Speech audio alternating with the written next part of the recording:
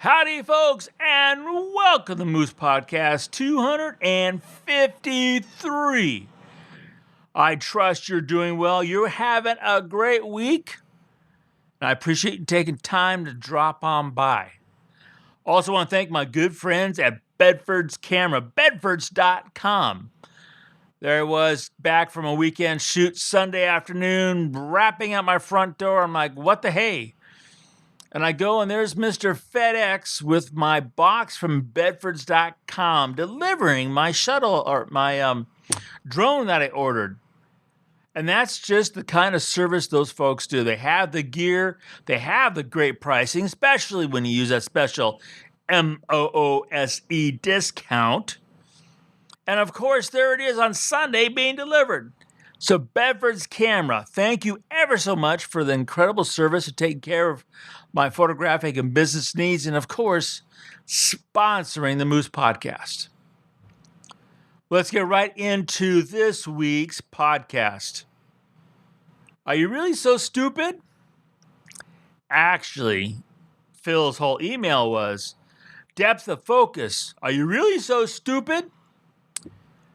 Well, yeah, I actually am. And as you labored in your email, you found lots of points in which you could definitely illustrate and prove that I'm that stupid. And yeah, I've never actually said anything other contrary to the fact that I am that stupid. I've mentioned many times I can't walk and chew gum.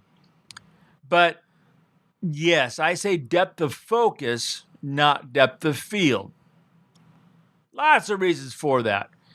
The real reason in the beginning was one of my very first photography instructors was trying to, educate me, instill in me, help me understand and see depth of field.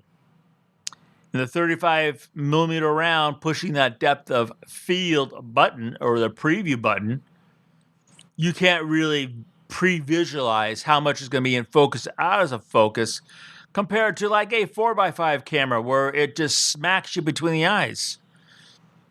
And though he tried very hard, I was just not grasping this depth of field concept. We tried lenses and f-stops and moving subjects. And finally said, well, you know what? Maybe you should, Moose, because you're just kind of stupid, think of it as depth of focus, not depth of field. And with that phrase, the light bulb went on. And instantly, I'm like, oh, we're talking about how much is in focus in front of and behind that subject. Now, as Phil went on in his email, and really, Phil, I appreciate you taking a year to write that email. He said, I went back and looked, and you said depth of field in articles and books and all sorts of things long before you said depth of focus. So why did you change? That's a valid question. The 100% honest answer is because I got so many emails, back in the days, letters, phone calls, asking the number one question that would hit my desk. What's the best f-stop? What's the best f-stop? Because as we all know, the f-stop that we are using determines the depth of focus around our subject, or around the point in which we have focused the lens. And I'm like, you know what? I've been saying depth of field forever, even though my own lessons and life experiences demonstrated that stupid old me could not grasp the term depth of field until somebody said depth of focus. And when I started replying to these different letters and emails and saying depth of focus, that all of a sudden, all those emails, letters, and questions really come to a halt. I rarely get that question anymore. Now, with that said, Does that justify my, you could say, bucking the system? As far as I'm concerned, Phil, yes, it is. Does it help a lot of photographers think about it? It appears to have done just that. Now, depth of focus. What am I talking about? There's a lot of math, and there's the equations. I've posted them a few times to no ill. But the bottom line is when you focus your lens, optical science, based on basics of focal length and hole, the exit pupil, that aperture, so much area in front of and behind that focus point will be technically sharp as the focus point itself. And you can modify that depth of that focus. One way is by changing your aperture. Another way is by changing your distance to and from the subject, changing your focal length, changing the distance between the subject and the background. There's a lot of what you can do to manipulate depth of focus. But what's really important to understand is the reason why you might want to do that. I mean, the mind's eye goes to light and bright first. Second is sharpness.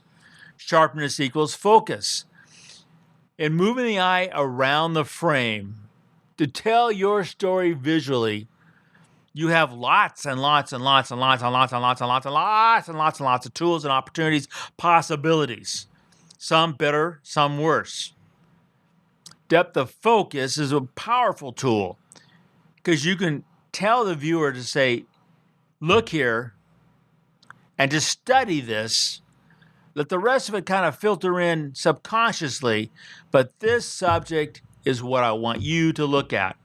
So then you have a very narrow depth of focus, like a 105 1.4 at 1.4, the 105Z macro lens at 2.8.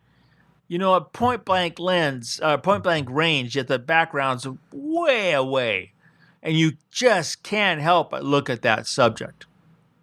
Or conversely, you can take either one of those lenses and close them down to f22 and step away from that subject, and then bring in all that world to tell the entire story. Lay it out, kind of like I'm doing right now for Phil and why I use the word depth of focus. You lay it all out there for someone to look and go to the right, to the left, come back to the subject, go to the bottom, go to the back, come back to the subject. It is up to you, and the way you want to tell your story is how I can't emphasize enough the importance of thinking of that aperture and depth of focus. But yeah, Phil, I'm here to tell you it's on the record. It's here. You can take this audio clip. And yes, I am just that stupid. Yeah.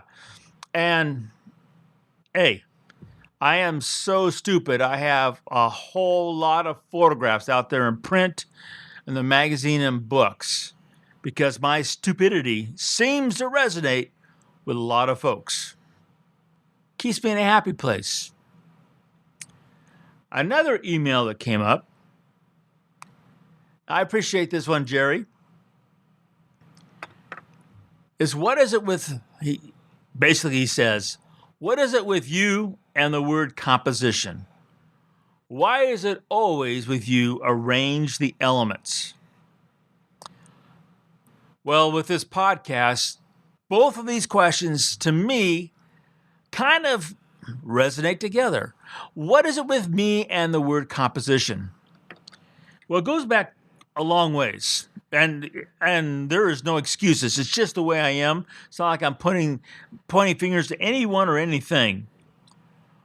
But my sister was an incredibly gifted commercial artist. Long before she left high school, she was doing car illustrations for Dodge. I mean, she was incredibly gifted. And as she's putting these things together, I was looking over her shoulder. She worked with pen and watercolor and oil, and I always remembered. I said, "How do you know where to put these things?" And she said, "Well," and she goes pointing to this book that she had. She goes, "You can use these rules of composition, which are really important for artists, people who can literally put things wherever they want. But she said, I like to arrange it by elements. Now, when she said elements, she was talking different, humans, cars, locales. But that always stuck in my mind. Both things. Artists use the rules of composition because they are putting things down on paper or whatever medium to move the eye around. Whereas a photographer, we are working with whatever life is presenting us. And so I've always gone with, in my mind, arranging elements. In the beginning, just like Phil pointed out about using depth of field, I said the word composition because, until you have some credibility, and credibility means you've been published in magazines a boatload, have a couple books under your belt, then you have enough, credibility in the photographs you put out there that when you start saying terms like arrange elements, people don't go, oh, he's just an idiot. I mean, people say that anyway. Obviously, Phil did. But they might actually think about it. So why do I use the term arrange elements? Composition kind of, at least as far as I'm concerned, lends to the illusion that you have control. And I have never been under the illusion that I have control. Not of myself, not of critters, not of light, not of Maggie. It's all an illusion. But I do like to think I can arrange it. And in that arrangement, make a little bit of sense of the chaos. That's my logic. And when I think of arranging elements compared to rules of composition, stupid me likes the idea of arranging elements because when you go, at least for myself, go that route, you could say I give myself legal room. I have permission not to get everything perfect because perfect's really boring. I'm sorry. I think it's bloody boring. There's nothing worse than an advertisement that follows the perfect reverse S curve and then it's like, you trying to sell me something? Give me a frickin' break. I rather arrange elements so your eye has to move through that image the way I want you to see what it is I think is important for you to understand about that moment, that story, that emotion, that whatever it was that I decided I wanted to share with you. And arranging elements, as far as I am concerned, signifies that I have no control over the things in my viewfinder. I don't like to use the word manipulate because that's, another word that takes people's minds elsewhere. But I can completely manipulate what's happening in that final image just with exposure. I can create an emotion or a mood based on that exposure. And that goes into the way I arrange elements.